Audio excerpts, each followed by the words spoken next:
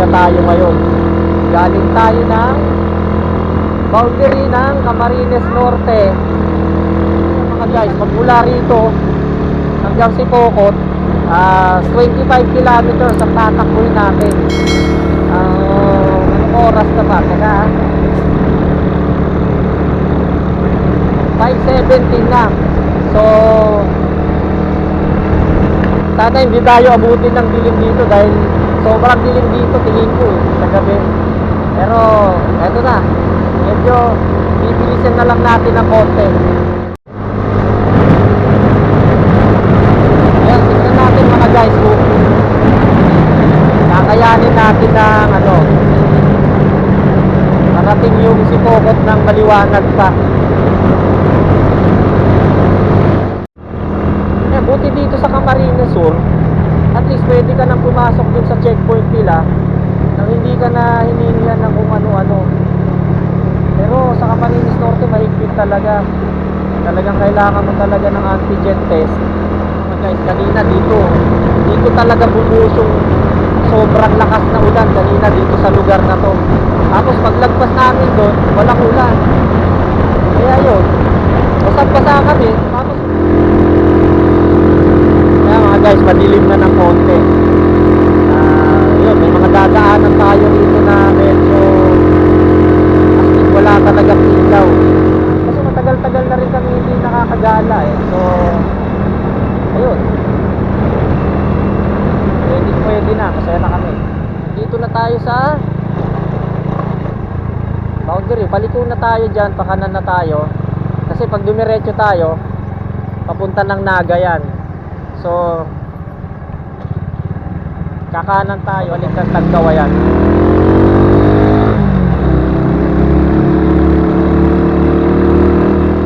Ayan, magagandang tanawin sa dapit hapon. Ayan, dapit hapon na. Dito pa rin tayo sa Camarines Sur. So mahaba-haba pa ang biyahe natin. Pero syempre enjoy lang. Kahit medyo sigurado aabutin tayo mamaya ng pagod. Pero nandito tayo, patilim na ng patilim. Nagpalit na rin kami ng damit sa tabing kalsada lang. Kasi masama rin yung mga damit natin. At least okay na. At least dito merong ilaw. Kanina yung mga dinaanan natin sobrang dilim. Ito yung mga madidilim na parking dito. Susuan, nandito pa rin kami sa Kamsur. Nandito kami sa Meragay. Tignan nyo yung dinadaanan natin. Talagang sobrang dilim. Wala talagang ilaw dito. Dito na tayo sa Liboro. Kasi medyo maliwanag ng konti rito. Pero eto na naman, madilim na naman. Isa sa mga medyo madilim na lugar dito. Nakapasok na tayo dun sa sa arko ng Tagkawayan. Bali lagpas na tayo ron. Sa wakas narating na rin natin to. Bali kakaliwa na tayo dyan papunta ng yan, Lucena, ganun, Kalawag. Pagas na rin tayo rito mga guys. May boundary ng Camarines Norte. Pero syempre hindi na kami papasok dun.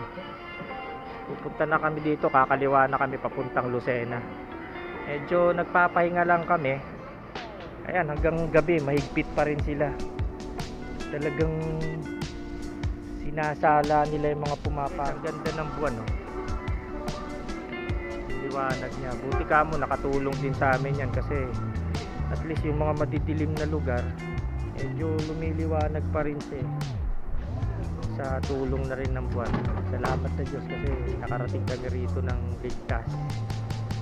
Medyo mahirap bumiyahe talaga ng parking Camarines Sur kasi sobrang lalaki ng kasabay mong mga truck. Tapos yung ibang mga kotse talagang umu-overtake sila ng alanganin, halos salubungin ka na nila. Ang dami kong na-experience na ganun. Balik biyahe na naman kami. Ayan. Papunta na kami ngayon ng Lucena. Ayan, ang daming truck.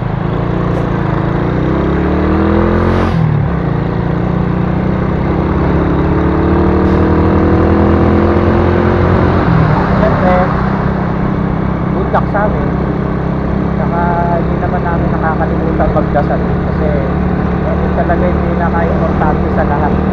Ayan. Diyos mabalos. Palabas na tayo ng Bicolandia mga guys. Ayan, nakalabas na tayo ng Bicolandia. Kung medyo defensive kayo sa pagmamaneho nyo, magpauna kayo ng isang truck tapos sumunod kayo. Distansya ka lang ng konti, huwag ka naman tumigil yan. Yung pag nakita mo siyang medyo tama lang yung speed niya, yun ang magandang sundan. Yung alam mong hindi siya matulin, hindi rin naman siya mabagal. Yan, kagaya niya, may salubong. At least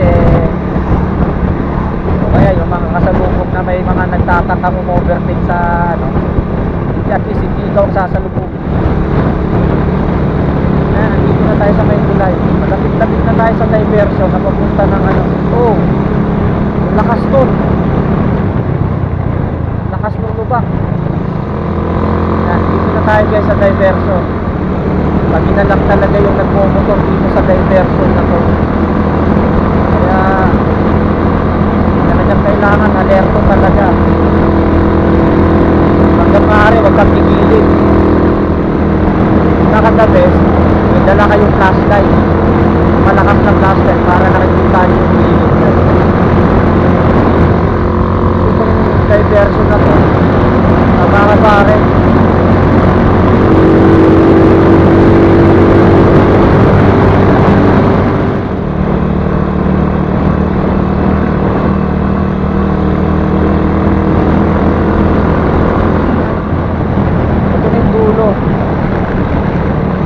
kakaliwa na tayo dyan mga guys. At least nakita natin yung sitwasyon dito ng gantong oras mga guys. Ayan, salamat naman dahil dito na tayo. So oras ay 12:30.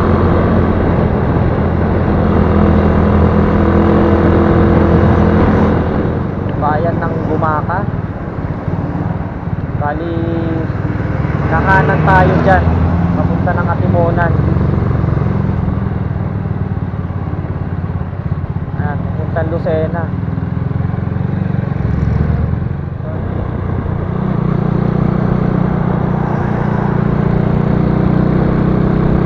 So ayan mga guys, nandito na tayo sa Plari. Malilim na rin kaya hindi masyadong kita na rin yung kalsada. Pero dito at least merong street light.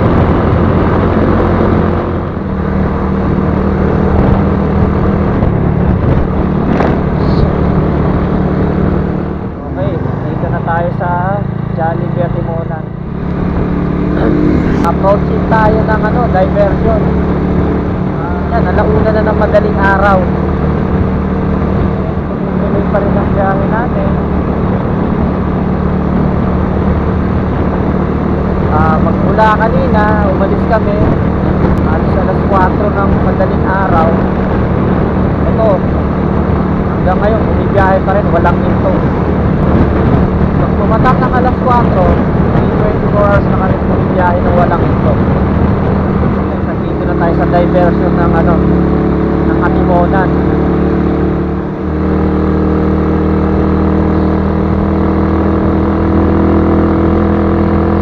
Na naman ang pinakahuling delikadong lugar na dadaanan natin.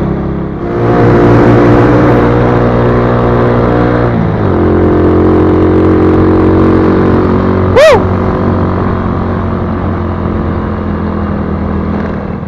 Uy, diba yung nakaraang punta natin dito hindi pa binubungkal yan? Shit, nakakasemplang yun yung wire na nakabalagbag na yun.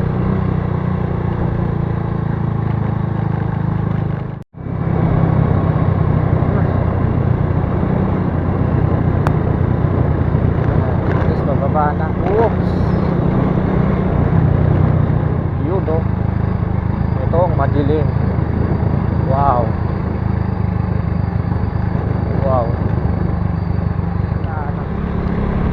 Malapit na matapos to diversion na to. The long and winding road. Yan, okay na. Ito na yata yan. Okay na natapos na tayo sa diversion. So yan mga guys, time check tayo. Alas 3 na.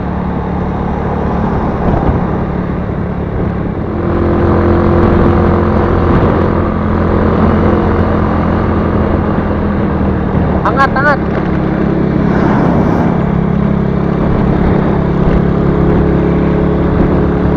Guys, nandito na tayo sa Pagbilaw.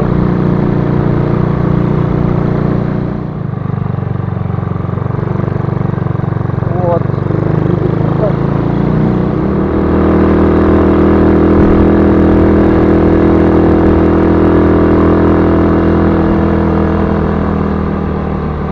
Diretso lang tayo.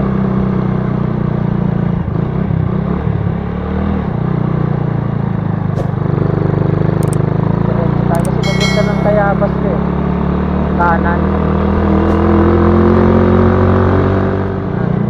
Kaliwa na tayo rito.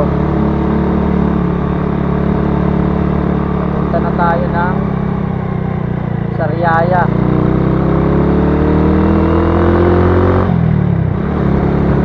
Mukhang umaga na tayo makakauwi ah.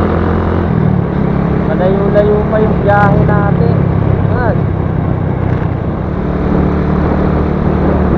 Kanan tayo dyan. Hoy.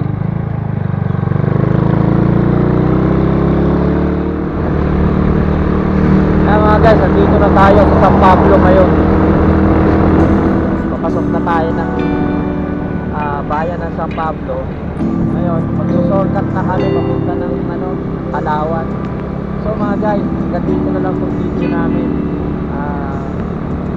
Mamadali na rin kami pa uwi kasi para hindi na kami abutan ng liwanag. Sige, kita-kita na lang tayo sa susunod na video. Salamat!